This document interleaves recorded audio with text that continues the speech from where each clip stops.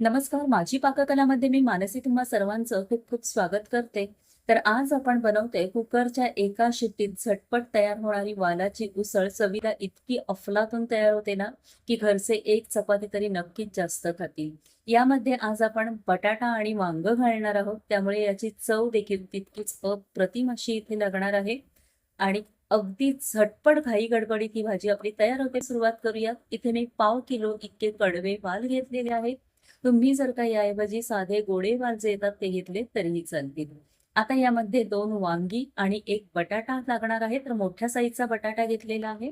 त्याचबरोबर एक मोठा कांदा फाईनली चॉप करून घेतलाय. मीडियम साईजचा टोमॅटो आणि 10 ते 12 कढीपत्त्याची पानं घेतलेली आहेत. आणि इथे आता मी ओल्या नारळाचा चव देखील घेणार आहे. एक जाड बुडाचा कुकर घ्यायचा, त्यामध्ये 2 डाव इतकं तेल घ्यायचं आहे. तेल चांगलं तापू द्यायचं. मी आता इथे जिरा मोहरीची फोडणी देणार नाहीये. तुम्हाला आवडत असेल तर सुरुवातीला जिरं मोहरी इथे घालून घ्यायचं आहे आणि मग त्यावर कांदा घालायचा आहे. तर मी इथे डायरेक्टली कांदा घेतलेला आहे आणि आता कढीपत्त्याची पानं देखील लगेचच घालून घेते.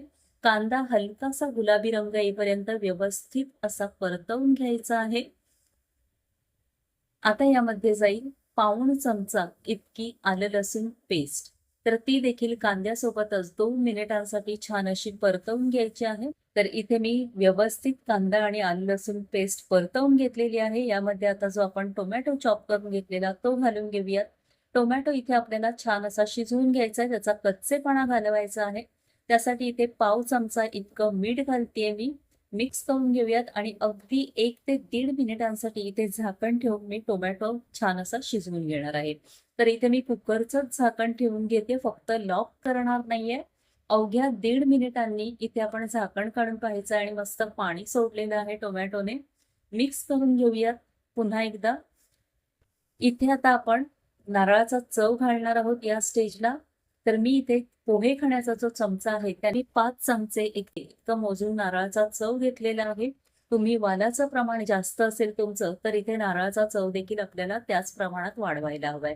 आता हा नारळाचा चव देखील व्यवस्थित परतवून घ्यायचा आहे. नारळाचा कच्चेपणा आपल्याला इथे घालवायचा आहे. छान खोबरं जे आहे ते व्यवस्थित टोमॅटो आणि कांद्यासोबत तेलावर परतवून घ्यायचं आहे. अगदी बेसिक मसाले वापरून आपण ही उसळ तयार करणार आहोत. कोणतंही वाटण वगैरे आपण इथे लावत नाही आहोत या भाजीला, तरीही अफलातून अशी ही भाजी आपली तयार होते.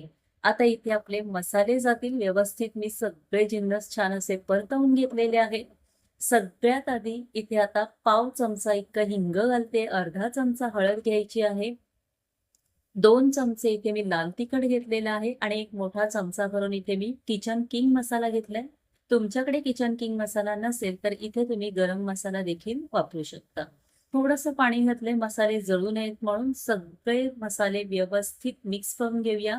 अगदी तेल सुटेपर्यंत आपल्याला हे मसाले छान असे परतवून घ्यायचे आहेत. गॅस इथे आपल्याला मीडियम फ्लेमवर ठेवायचा आहे आणि सतत हलवत राहायचं आहे, म्हणजे मसाले आपले छान असे परतले जातात.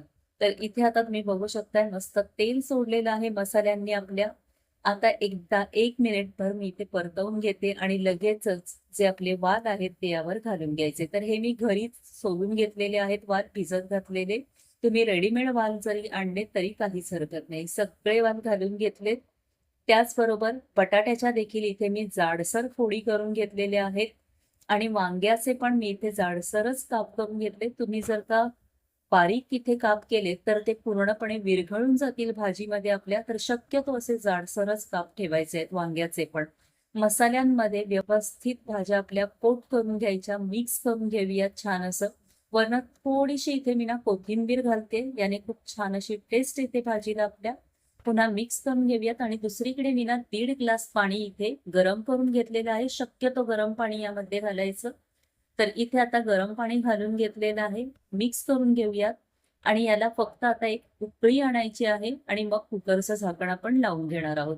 मिक्स करून घेते. चवीनुसार यामध्ये मीठ घालते. मघाशी आपण थोडंसं मीठ घातलेलं त्या अंदाजानेच इथे मीठ घालायचं आहे. पुन्हा मिक्स करून घेते आणि एक उकळी आणायची याला. उकळी आली की आपण कुकरचं झाकण लावून घ्यायचं. आता इथे छान अशी उकळी आलेली आहे. कुकरचं झाकण इथे लावून घेते आणि फक्त एक शिटी करायची आहे. दुसरी शिटी इथे होऊ द्यायची नाही, नाहीतर पूर्ण भाजीचा गाळ होऊ शकतो. इथे एक शिट्टी झालेली आहे. गॅस बंद केलाय. कुकर देखील आपल्या इथे थंड झालेला आहे. आता कुकर उघडून बघूयात आपण आणि काय अफलातून अशी भाजी दिसतेय बघा. वरनं आता पुन्हा थोडीशी मी कोथिंबीर घालतेय आणि मस्त अशी ही भाजी आपली तयार झालेली आहे. तर एकदा नक्की करून पहा. माझी खात्री आहे घरचे 1-2 पोळ्या नक्कीच जास्त मागतील तुमच्याकडे. इतकी जबरदस्त ही भाजी आपली तयार होते आणि तुम्ही बघू शकता एका शिट्टीमध्ये इथे आपला बटाटा देखील छान शिजला गेलाय. डाळव्या तर अगदी मस्त एकदम शिजली गेलेली आहे आणि वांगं देखील शिजलं गेलंय.